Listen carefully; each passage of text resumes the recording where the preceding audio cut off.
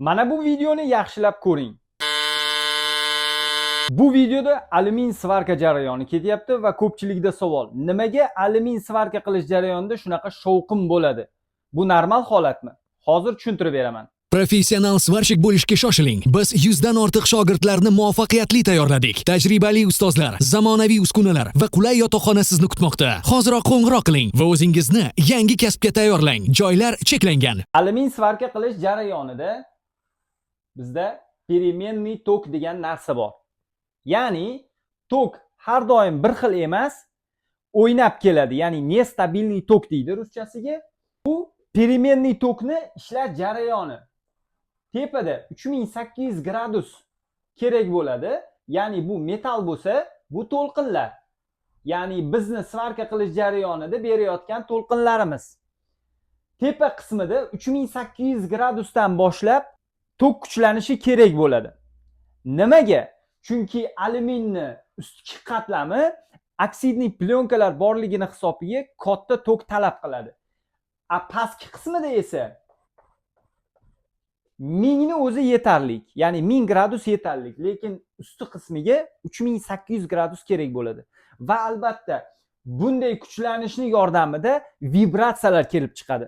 Va o'sha vibratsiyalar, ya'ni to'lqinlar shunaqa ovoz chiqaradi. Bu apparatning ovozi yoki dirjakning ovozi emas. Bu temirda chiqayotgan to'lqinlanishning ovozi. Va bu normal holat hisoblanadi. Chunki alyuminniy svarka переменный tokda svarka qilinadi.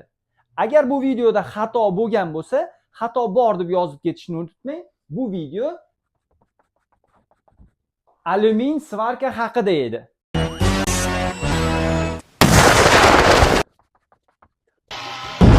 Argon gaz boshqa gazlar singari portlaydimi? Albatta, portlamas gazlar ham argondan tashqari juda ko'p, lekin bizni o'quv markazimizga o'g'illarini jo'natmoqchi bo'lgan yoki ukalarini yo jiyanlarini jo'natmoqchi bo'lganlarda asosiy savol: argon gaz portlaydimi? Bu videoda aynan shu haqida gapiramiz. Professional svarshik bo'lishga shoshiling. Biz 100 dan ortiq shogirdlarni muvaffaqiyatli tayyorladik. Tajribali ustozlar, zamonaviy uskunalar va qulay yotoqxona sizni kutmoqda. Hoziroq qo'ng'iroq qiling va o'zingizni yangi kasbga tayyorlang. Joylar cheklangan. Argon gazi inertniy gaz hisoblanadi va u portlovchan gazlar turkumiga kirmaydi. Lekin yopiq xonada argon bilan birga ochilib ketgan holda qolib ketsangiz, dimiqib qolishingiz mumkin. Nimaga? Chunki bu kislorod emas, ya'ni havo emas.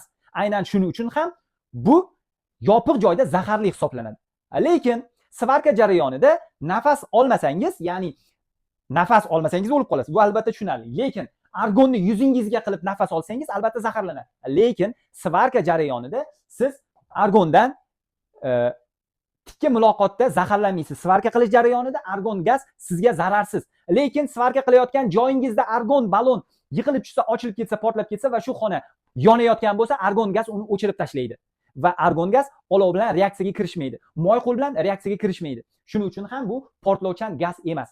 Lekin bu gaz yordamida nafas olish ham mumkin emas, chunki bu kislorodning o'rnini bosmaydi. Agar meni gapirgan gaplarimda xatolik bo'lgan bo'lsa, yozib ketinglar, xatosi bor, mana bu yer, mana bu yerda deb.